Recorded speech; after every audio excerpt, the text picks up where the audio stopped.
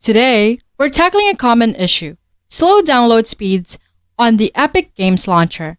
Stick around as I guide you through the steps to fix this and get you back into the game. Remember to watch until the end to avoid any hiccups, so let's dive right in. Start by opening your Epic Games Launcher. Once it's up, click on your profile icon in the upper right corner. In the Settings menu, scroll down until you find Throttle Downloads. Enable this option and set it to 100,000. By doing this, we're maximizing the download speed by removing any artificial limits. Now, let's ensure your games are downloading to the fastest storage. Opt for your SSD over other drives to avoid potential slowdowns.